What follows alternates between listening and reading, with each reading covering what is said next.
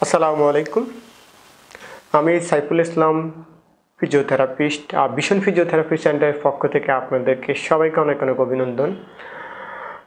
আজকে আমরা শিখব জ্বর বা ফিভার, কিন্তু এভাবে আমরা বাসায় নিজে নিজে আমরা চিকিৎসা করব।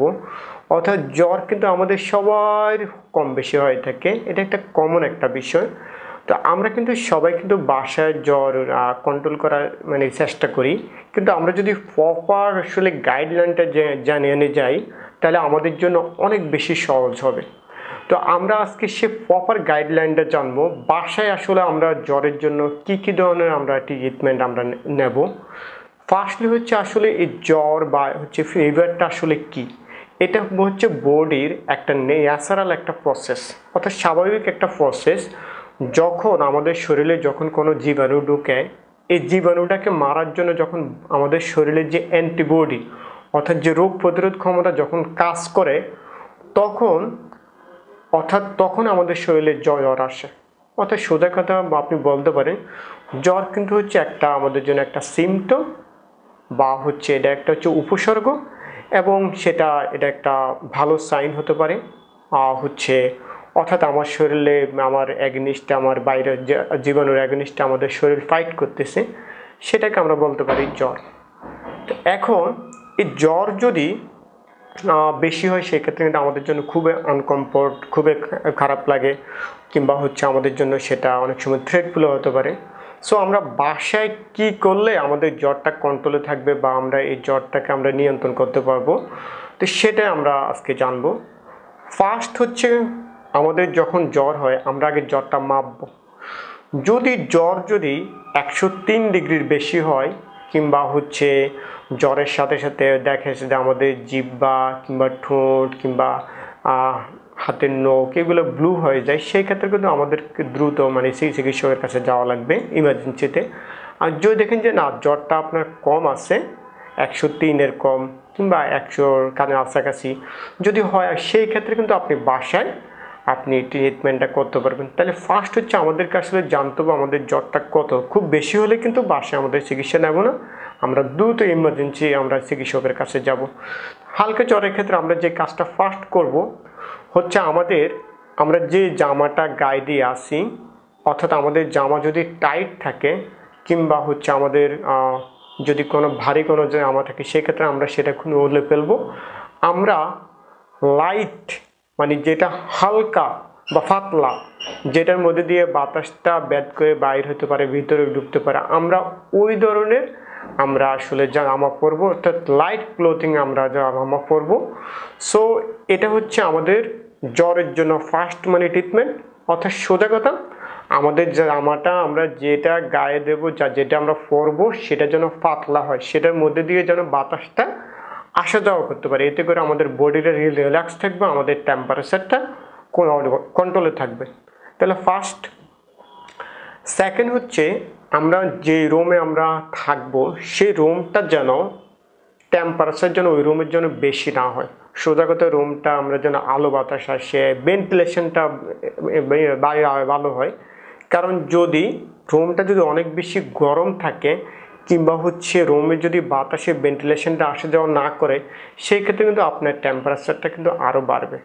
সো আমাদের ক্ষেত্রে খুবই গুরুত্বপূর্ণ, আমাদের প্রয়োজন আমাদের একটা ফ্যান দিয়ে আমাদের রুমটাকে একটু টেম্পারেচারটা কমাতে হবে, এবং জানালা বা দরজা খুলে রাখতে হবে যাতে বাতাসটা আসা যাওয়া করে। তাহলে আমরা ওইটা ট্রিটমেন্ট শিখলাম। থার্ড ট্রিটমেন্ট যেহেতু জ্বর আমাদের শরীরে আমাদের অ্যান্টিবডিটা আমাদের জীবাণুর অ্যাগেনিস্টে ফাইট করতেছে, সেই ক্ষেত্রে আমাদের কিন্তু বিশ্রাম নেওয়া লাগবে। কারণ আমরা যদি ওই অবস্থায় জ্বর নিয়েও বডিতে কাজ করি, তাহলে আমাদের শরীর উইক হয়ে যাবে। সেই ক্ষেত্রে আমাদের জ্বর কিন্তু সহজে ভালো হবে না, আমাদের জন্য আরও সমস্যা হতে হবে। সেক্ষেত্রে আমরা জ্বর হলে অবশ্যই আমরা বাসায় পর্যাপ্ত পরিমাণ বিশ্রাম নেব এবং আমরা ঘুমাবো। কারণ যদি আমরা কম ঘুমাই, ওই ক্ষেত্রে কিন্তু আমাদের ইমিউন সিস্টেমটা উইক হয়ে যায়। এবং যারা কম ঘুমায় দেখবেন যে ওদের এক ধরনের স্ট্রেস হরমোন প্রোডাকশন হয়, যেটার জন্য তার মানসিক চাপ অনেক শরীরতা খুবই উইক থাকে, এটা ভালো লাগে না। এতে করে কিন্তু আমাদের রোগ ব্যাধি হওয়ার সম্ভাবনা থাকে বেশি। সো আমরা পর্যাপ্ত পরিমাণে বিশ্রাম নেব, পর্যাপ্ত পরিমাণে ঘুমাবো, এটা হচ্ছে জ্বরের অন্যতম একটা ট্রিটমেন্ট। ফোর্থ হচ্ছে আমরা হচ্ছে আপনি বাসায় ধরেন হচ্ছে আপনি হয়তো আমরা অনেকে জ্বর হলে আমরা শরীর মুছে দেই বা ইয়ে করি, সেটা আপনি করতে পারেন। তবে নর্মাল পানিতে একটা কাপড় ভিজিয়ে আমাদের কপালটাকে মুছতে হবে, বা হচ্ছে আমাদের হাতের নিচে, আর্মের নিচে, অর্থাৎ যে জায়গায় বেশি গরম ওখানে হালকাভাবে মুছে দিতে হবে। আর পানিতে কাপড় ভিজিয়ে কাপড়টাকে সেকে এরপরে যে কাপড়টা থাকবে ভিজা কাপড় দিয়ে আমাদের শরীরটা একটু মোছা যেতে পারে। তবে হচ্ছে কোনোভাবে ঠান্ডা পানি একদম আইস ওয়াটার কিংবা হচ্ছে একদম কোল্ড ওয়াটার কিংবা আইস এগুলো দিয়ে মোছা যাবে না, কারণ হয়তো দেখা যায় আপনার শরীরটা দেখবেন যে আফা কাঁপিয়ে স্টার্ট করতে পারে, কারণ এতে করে কোর যে টেম্পারেচারটা সেটা ইনক্রিজ হতে পারে। সো আমরা নর্মাল পানিতে কাপড় ভিজে আমাদের কপাল কিংবা হচ্ছে আমাদের যেখানে আমাদের হাতের নিচে যেখানে খুব বেশি গরম সেটা আমরা একটু হালকা মুছে দিতে পারি। এটাও জ্বরের জন্য একটা ইফেক্টিভ একটা ট্রিটমেন্ট। কিংবা আপনি একটা ভিজা কাপড়কে আপনি কপালে দিয়ে রাখতে পারেন, যেটা খুবই ইম্পর্ট্যান্ট।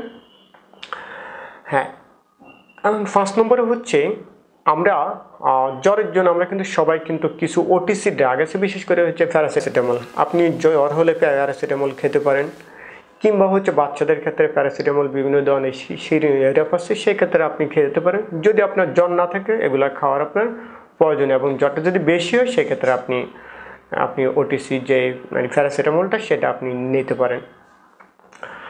আর 6 নম্বরে হচ্ছে অনেকের হয়তো দেখা যায় ঠান্ডাজনিত কারণে জ্বর, দেখবেন যে তাদের ক্ষেত্রে নাকটা অফ হয়ে থাকে।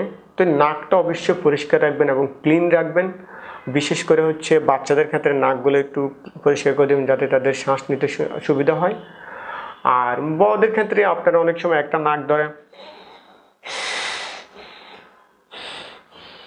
এক নাক ধরে আরেক নাককে আপনি শ্বাস নিয়ে আনা নেওয়া করে নাকটাকে পরিষ্কার করতে পারেন। আর ডিপ ব্রিদিং এক্সারসাইজটা করবেন, এরকম নাক দিয়ে শ্বাস নেবেন, মুখ দিয়ে ছাড়বেন, নাক দিয়ে শ্বাস নেবেন। ওকে, এই এক্সারসাইজটা করবেন। আর বাসায় কোনো ধরনের অয়েল, জ্বর উঠলে তেল দেওয়া, বাসায় তেল দিয়ে করে এগুলো করার প্রয়োজন নেই। অয়েল ইউজ করবেন না, অয়েল দিয়ে শরীর ওয়াশ করা হচ্ছে ম্যাসাজ করা, এগুলো করার প্রয়োজন নেই। জ্বরের আরেকটা হচ্ছে ইম্পর্টেন্ট জিনিস হচ্ছে আমাদের খাওয়া।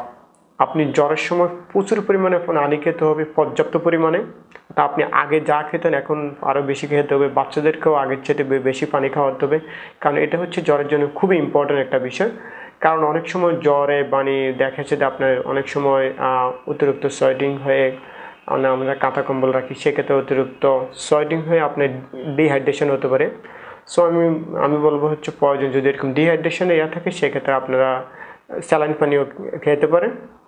তবে জ্বরে আপনি অবশ্যই জুস, পানি এগুলো খাবেন পর্যাপ্তভাবে। আর হচ্ছে হেলদি ফুড তো অবশ্যই খাবেন, এবং হচ্ছে কফি টফি এগুলো একটু অ্যাভয়েড করবেন। খেলেও খুব অল্প খাবেন, কারণ কফি খেলে সাময়িকভাবে আপনার শরীরে টেম্পারেচারটা বাড়তে পারে। স্মোকিং করবেন না। স্মোকিং হচ্ছে জ্বরের সময় অবশ্যই স্মোকিংটা অ্যাভয়েড করবেন, কারণ এতে করে আপনার হচ্ছে শরীরে যে জীবাণু এগেনস্টে যে ফাইট করতেছে সেটা বাধাগ্রস্ত হতে পারে। তো আশা করি হচ্ছে আপনারা হচ্ছে বাসায় কিন্তু এভাবে আপনি হচ্ছে জ্বরের ট্রিটমেন্ট করবেন, আর সেটা আপনারা জানতে পারছেন। যদি আপনাদের এই বিষয়ে যদি আরও কোনো প্রশ্ন থাকে আপনারা আমাকে জানাতে পারেন।